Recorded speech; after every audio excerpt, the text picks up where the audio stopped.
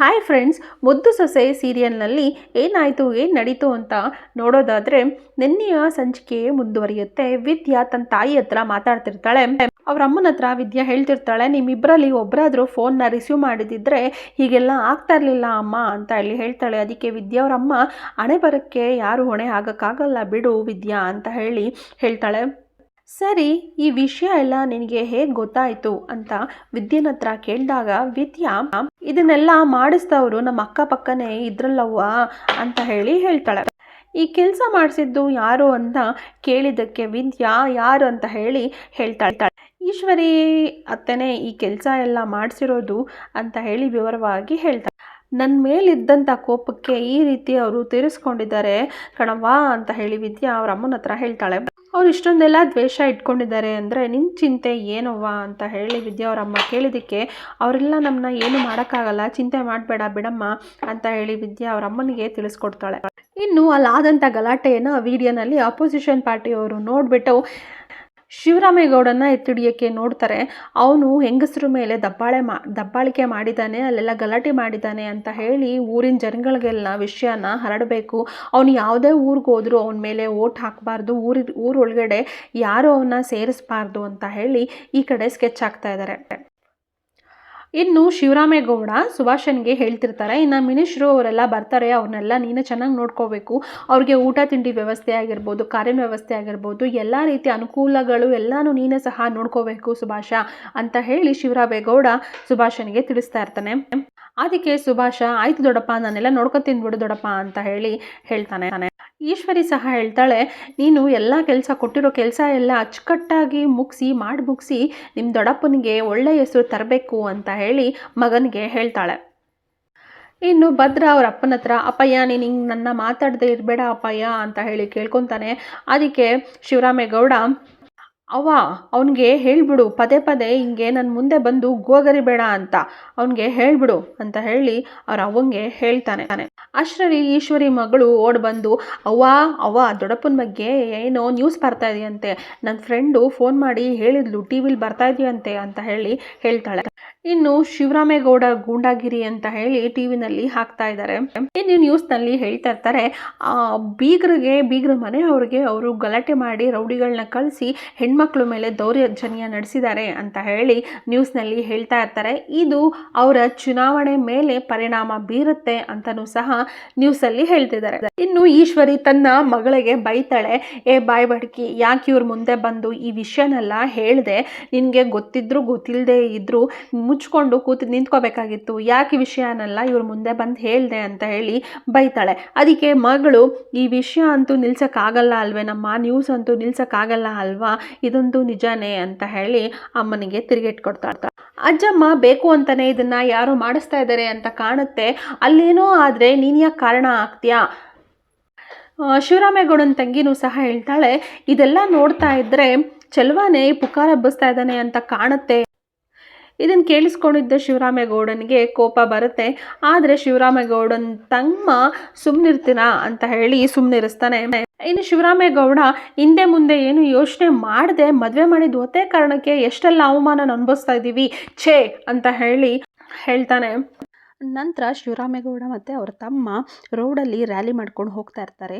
ಶಿವರಾಮೇಗೌಡರ ತಮ್ಮ ಶಿವರಾಮೇಗೌಡರಿಗೆ ಓಟ್ ಹಾಕಬೇಕು ಅಂತ ಹೇಳ್ತಾ ರ್ಯಾಲಿ ಮಾಡ್ತಾ ಇರ್ತಾರೆ. ಅಪೋಸಿಷನ್ ಪಾರ್ಟಿಯವ್ರಿಗೆ ಒಬ್ಬ ವ್ಯಕ್ತಿ ಫೋನ್ ಮಾಡಿಬಿಟ್ಟು, ಶಿವರಾಮೇಗೌಡ ನಮ್ಮ ಊರ ಹತ್ರ ಬರ್ತಾ ಇದ್ದಾರೆ, ನಾವೆಲ್ಲ ಸೇರಿ ನಮ್ಮ ಊರವ್ರಿಗೆ ಕಟ್ಟಿದ್ದೀವಿ, ಅವ್ರು ನಮ್ಮ ಊರೊಳಗಡೆ ಬರೋಕ್ಕಾಗಲ್ಲ ಅಂತ ಹೇಳಿ ಆ ವ್ಯಕ್ತಿ ಅಪೋಸಿಷನ್ ಪಾರ್ಟಿಯವ್ರಿಗೆ ಹೇಳ್ತಾನೆ.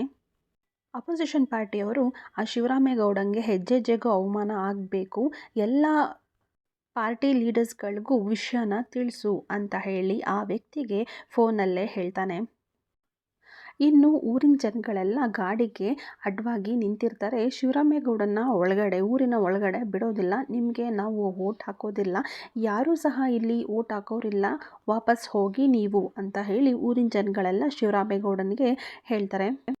ಒಬ್ಬ ವ್ಯಕ್ತಿ ಹೇಳ್ತಾನೆ, ನೀವು ನಿಮ್ಮ ಬೀಗರ ಮೇಲೆ ಮಾಡಿರೋವಂಥ ದೌರ್ಜನ್ಯ ಎಲ್ಲನೂ ನಾವು ನೋಡಿದ್ದೀವಿ, ನಿಮಗೆ ಓಟ್ ಹಾಕೋದಕ್ಕೆ ಇಷ್ಟ ಇಲ್ಲ ನಮಗೆ, ನೀವು ಹೋಗಿ. ಆ ವ್ಯಕ್ತಿಯ ಜೊತೆ ಊರಿನವರೆಲ್ಲ ಸೇರಿ ಯಾರೂ ಓಟ್ ಹಾಕೋದಿಲ್ಲ ಅಂತ ಹೇಳಿ ಸಾಥ್ ಕೊಡ್ತಾರೆ. ಇದಕ್ಕೆ ಶಿವರಾಮೇಗೌಡನ ತಮ್ಮ ಇದೆಲ್ಲ ವಿರೋಧ ಪಕ್ಷದವರು ಮಾಡ್ತಿರೋವಂಥ ಕುತಂತ್ರ, ಇದಕ್ಕೂ ನಮಗೂ ಯಾವುದೇ ರೀತಿಯ ಸಂಬಂಧ ಇಲ್ಲ ಅಂತ ಹೇಳ್ತಾನೆ. ಊರಿನವರೆಲ್ಲ ಸೇರಿ ಅವ್ರನ್ನ ವಾಪಸ್ ಕಳಿಸ್ಬಿಡ್ತಾರೆ. ಇನ್ನು ಈ ಕಡೆ ವಿದ್ಯಾ ಕೂತ್ಕೊಂಡು ಯೋಚನೆ ಮಾಡ್ತಿರ್ತಾಳೆ. ಅಷ್ಟರಲ್ಲಿ ಚಂಪಾ ಸಹ ಬರ್ತಾಳೆ. ವಿದ್ಯಾ ಚಂಪನ ಹತ್ರ ಹೇಳ್ತಾಳೆ, ಯಾರೋ ಬೇಕು ಅಂತಲೇ ಮಾವ್ರ ಮೇಲೆ ಅಪವಾದ ಎರಗ್ತಾ ಇದ್ದಾರೆ. ಅರ್ಧ ವಿಷಯನ ಮಾತ್ರ ಎಲ್ಲರಿಗೂ ತಿಳಿಸಿ ಇನ್ನು ಅರ್ಧ ವಿಷಯನ ಹಾಗೆ ಮುಚ್ಚಿಟ್ಟಿದ್ದಾರೆ. ಚಂಪಾನು ಹೇಳ್ತಾಳೆ, ಇದೆಲ್ಲ ಮಾಡ್ತಿರೋದು ವಿರೋಧ ಪಕ್ಷದವರೇ ಅನಿಸುತ್ತೆ ಅಂತ ಹೇಳಿ. ಅದಕ್ಕೆ ವಿದ್ಯಾ, ವಿರೋಧ ಪಕ್ಷದವ್ರನ್ನ ಹೇಗಾದರೂ ಸಹ ಎದುರಾಕೋಬೋದು, ಆದರೆ ಮನೆಯಲ್ಲೇ ಇರೋ ಹಿತಶತ್ರುಗಳನ್ನ ಹೇಗೆ ಎದುರಾಕೊಳ್ಳೋಕ್ಕಾಗತ್ತೆ ಅಂತ ಹೇಳ್ತಾಳೆ. ವಿದ್ಯಾ ಹೇಳ್ತಾಳೆ, ಈ ವಿಷಯನ ಇಲ್ಲಿಗೆ ಬಿಟ್ಟರೆ ಮಾವನ ಎಲೆಕ್ಷನಲ್ಲಿ ತುಂಬಾ ಕಷ್ಟ ಆಗೋಗ್ತದೆ. ಎಲ್ಲ ಸರಿ ಹೋಗಬೇಕು, ಮಾವಯ್ಯ ಎಲೆಕ್ಷನಲ್ಲಿ ಗೆಲ್ಲೇಬೇಕು ಅಂತ ವಿದ್ಯಾ ಹೇಳ್ತಾಳೆ. ಇದನ್ನೆಲ್ಲ ನಾವೆಲ್ಲ ನಿಲ್ಲಿಸಬೇಕು ಅಂತ ವಿದ್ಯಾ ಚಂಪಾ ಹತ್ರ ಹೇಳ್ತಿರ್ತಾಳೆ. ಚಂಪಾ, ಇದನ್ನೆಲ್ಲ ನಾವೆಲ್ಲ ಹೇಗೆ ನಿಲ್ಸೋಕ್ಕಾಗತ್ತೆ ಅಂತ ಹೇಳ್ತಾಳೆ. ಅದಕ್ಕೆ ವಿದ್ಯಾ, ಫಸ್ಟು ಗೌಡ್ರನ್ನು ಮಾವಯ್ಯನ್ನು ಒಂದು ಮಾಡಬೇಕು. ಗೌಡ್ರು ಮಾವಯ್ಯನ ಜೊತೆ ಇದ್ದರೆ ಇದೆಲ್ಲ ನಿಲ್ಲುತ್ತೆ. ವಿರೋಧ ಪಕ್ಷದವರಾಗಿರ್ಬೋದು, ಹಿತಶತ್ರುಗಳಾಗಿರ್ಬೋದು, ಇವರಿಬ್ಬರು ಪಿತೂರಿನೂ ನಿಲ್ಲುತ್ತೆ. ಮೊದಲು ಇವರಿಬ್ಬರನ್ನ ಒಂದು ಮಾಡಲೇಬೇಕು ಅಂತ ವಿದ್ಯಾ ಹೇಳ್ತಾಳೆ. ಅಷ್ಟರಲ್ಲಿ ಈಶ್ವರಿ ಬಂದು ಚಂಪಾಗೆ ಬೈತಾಳೆ, ಏನು ನಿನ್ನೊಳ ಜೊತೆ ಮಾತಾಡ್ತಾ ಇದೀಯಾ, ಅಡುಗೆ ಮನೆಯಲ್ಲಿ ಸಾನೆ ಕೆಲಸ ಇದೆ, ಒಳಗಡೆ ಹೋಗು ಅಂತ ಬೈದು ಚಂಪಾನ ಅಲ್ಲಿಂದ ಕಳಿಸ್ತಾಳೆ. ಇನ್ನು ಶಿವರಾಮೇಗೌಡ್ರ ರ್ಯಾಲಿ ಆ ಊರಿಂದ ಮತ್ತೊಂದು ಊರಿಗೆ ಹೋಗ್ತಾ ಇರುತ್ತೆ. ಅಲ್ಲೂ ಸಹ ಊರಿನ ಎಂಟ್ರಿನಲ್ಲಿ ಶಿವರಾಮೇಗೌಡ್ರಿಗೆ ಪ್ರವೇಶವಿಲ್ಲ ಅಂತ ಬೋರ್ಡ್ ಸಹ ಹಾಕಿರ್ತಾರೆ. ಇದನ್ನು ನೋಡಿದ ಶಿವರಾಮೇಗೌಡ ಅಲ್ಲೇ ನಿಂತ್ಕೊಳ್ತಾರೆ. ಅಲ್ಲಿನ ಊರಿನ ಜನಗಳು ಸಹ ನಾವು ಶಿವರಾಮೇಗೌಡನಿಗೆ ಓಟ್ ಹಾಕೋದಿಲ್ಲ ಅಂತ ಹೇಳ್ತಾರೆ. ಅದಕ್ಕೆ ಶಿವರಾಮೇಗೌಡ, ಸರಿ, ನಾವು ಇಲ್ಲಿರೋದು ಇಲ್ಲಿ ಜನಗಳ ಜೊತೆ ಮಾತಾಡೋದು ಸರಿ ಇಲ್ಲ, ಬೇರೆ ಊರಿಗೆ ಹೋಗೋಣ ನಡಿ ಅಂತ ತಮ್ಮನಿಗೆ ಹೇಳಿ ಅಲ್ಲಿಂದನೂ ಸಹ ಹೊರಡ್ತಾರೆ.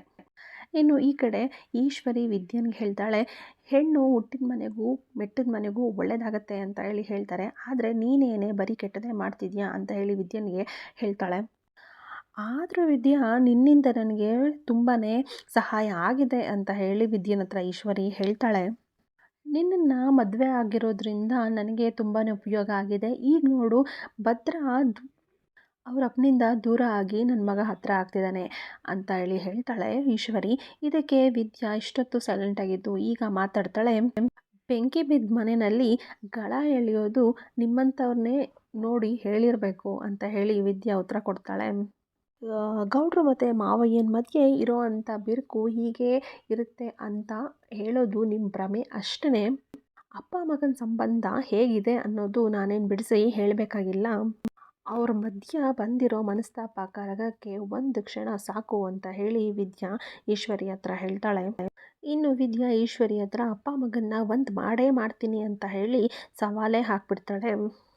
ಅದಕ್ಕೆ ಈಶ್ವರಿ, ನೀನು ಹೆಂಗೆ ಒಂದು ಮಾಡ್ತೀಯೋ ನಾನು ನೋಡೇ ಬಿಡ್ತೀನಿ ಅಂತ ವಿದ್ಯನಿಗೆ ಉತ್ತರ ಕೊಡ್ತಾಳೆ. ನಾನು ಅದನ್ನೇ ಹೇಳ್ತಾ ಇರೋದು, ಆದಷ್ಟು ಬೇಗ ಆ ದಿನ ಬಂದೇ ಬಿಡುತ್ತೆ ಚಿಕ್ಕ ಅತ್ತೆ ಅಂತ ಈಶ್ವರಿನ ರೇಗಿಸ್ಬಿಟ್ಟು ಹೋಗ್ತಾಳೆ. ಇನ್ನು ಈ ಕಡೆ ಕ್ವಾಟ್ಲೆ ಮತ್ತು ಭದ್ರ ಇಬ್ಬರು ಟಿ ವಿಲಿ ಬಂದಿರೋ ಅಂಥ ನ್ಯೂಸ್ ಬಗ್ಗೆನೇ ಮಾತಾಡ್ತಿರ್ತಾರೆ. ಏನಿದು ಅರ್ಧಂಬರ್ಧ ವಿಷಯನ ಜನರಿಗೆ ತಿಳಿಸ್ಬಿಟ್ಟು ಅಪ್ಪನ ವಿರುದ್ಧ ಎತ್ಕಡ್ತಾ ಇದ್ದಾರೆ ಅಂತ ಹೇಳ್ತಾನೆ. ಭದ್ರ ಹೇಳ್ತಾನೆ, ಅಪ್ಪಯ್ಯನ ಬಗ್ಗೆ ಈ ರೀತಿ ಅಪಪ್ರಚಾರ ಮಾಡೋದನ್ನು ನನ್ನ ಕೈಲಿ ಸಹಿಸೋಕ್ಕೆ ಆಗ್ತಾ ಇಲ್ಲ. ನಾನು ಗೊತ್ತಿಲ್ಲದೆ ತಪ್ಪು ಮಾಡಿರೋದನ್ನೇ ಇನ್ನೂ ಸರಿ ಮಾಡೋಕ್ಕಾಗ್ತಾ ಇಲ್ಲ. ಈ ವಿಷಯ ಏನಾದರೂ ಬೇರೆ ಥರ ತಿರುಗಿದ್ರೆ ಎಲೆಕ್ಷನಲ್ಲಿ ಅಪ್ಪ ಸೋಲ್ಬೇಕಾಗತ್ತೆ, ಅದನ್ನು ನಾನು ಸಹಿಸ್ಕೊಳಕ್ಕಾಗಲ್ಲ ಅಂತ ಭದ್ರ ಕ್ವಾಟ್ಲೆ ಹತ್ರ ಹೇಳ್ತಾನೆ. ಅಪ್ಪಯ್ಯ ನನ್ನನ್ನು ಅವ್ರ ಜೊತೆಗೂ ಕರ್ಕೊಂಡು ಹೋಗ್ತಾ ಇಲ್ಲ, ಪ್ರಚಾರ ಮಾಡೋದಕ್ಕೂ ಬಿಡ್ತಾ ಇಲ್ಲ. ಈ ವಿಷಯನ ಎಲ್ಲರ ಹತ್ರನೂ ಹೇಳಬೇಕು ಅಂತ ಹೇಳಿದ್ರೆ ಸಾಧ್ಯನೇ ಆಗ್ತಾ ಇಲ್ಲ. ಏನು ಮಾಡೋದು ಕ್ವಾಟ್ಲೆ ಅಂತ ಹೇಳಿದಾಗ ಕ್ವಾಟ್ಲೆ, ಅಪ್ಪಯ್ಯ ಜೊತೆಲಿ ಬರಬೇಡ ಅಂತ ಹೇಳಿರ್ಬೋದು, ಆದರೆ ಪ್ರಚಾರ ಮಾಡಬೇಡ ಅಂತ ಏನು ಹೇಳಿಲ್ವಲ್ಲ ಅಣ್ತಮ್ಮ ಅಂತ ಹೇಳ್ತಾನೆ. ಬಾ ಅಣ್ತಮ್ಮ, ಊರೂರಿಗೆ ಹೋಗಿ ಪ್ರಚಾರ ಮಾಡೋಣ, ಸತ್ಯ ಏನು ಅಂತ ತಿಳಿಸೋಣ, ಊರೂರಿಗೋಗಿ ಪ್ರಚಾರ ಮಾಡಿ ಗೆಲ್ಸೋಣ ಅಂತ ಹೇಳ್ತಾನೆ ಕ್ವಾಟ್ಲೆ. ಅಷ್ಟರಲ್ಲಿ ಕ್ವಾಟ್ಲೆಗೆ ಒಂದು ಫೋನ್ ಬರುತ್ತೆ. ನಾನು ಅಣ್ತಮ್ಮನ ಜೊತೆನೇ ಇದ್ದೀನಿ ಹೇಳು ಅಂತ ಫೋನಲ್ಲಿ ಹೇಳ್ತಾನೆ. ಏನೆಲ್ಲ ಹೇಳ್ತಾ ಇದೆಯಾ ಅಂತ ಆ ಕಡೆಯಿಂದ ಯಾರೋ ಏನೋ ಮಾತಾಡಿದ್ದಕ್ಕೆ ಇವನು ಕ್ವಾಟ್ಲೆನೂ ಸಹ ಹೇಳ್ತಾನೆ. ಸರಿ, ಯಾವ ಊರಲ್ಲಿ ಅಂತ ಕೇಳಿದ್ದಕ್ಕೆ ಅವರು ಉತ್ತರ ಕೊಟ್ಟಿರ್ತಾರೆ. ಸರಿ ಇರು ನಾವು ಬರ್ತೀವಿ ಅಂತ ಹೇಳಿ ಫೋನ್ನ ಕಟ್ ಮಾಡಿ ಅಲ್ಲಿಂದ ಹೊರಡ್ತಾರೆ. ಇನ್ನು ಕ್ವಾಟ್ಲೆ ಫೋನ್ ಮಾಡಿ ಹೇಳಿರೋ ವಿಷಯನ ಗೌಡ್ರ ಹತ್ರ ಹೇಳ್ತಾನೆ. ಆದರೆ ಅದು ನಮಗೆ ಕೇಳಿಸೋದಿಲ್ಲ, ಮ್ಯೂಟ್ ಆಗಿರುತ್ತೆ. ಇಲ್ಲಿಗೆ ಈ ಸಂಚಿಕೆ ಮುಕ್ತಾಯವಾಗಿದೆ. ನಾಳೆ ಏನಾಗುತ್ತೆ ಅಂತ ಹೇಳಿ ತಿಳಿಸ್ಕೊಡ್ತೀನಿ. Thank you.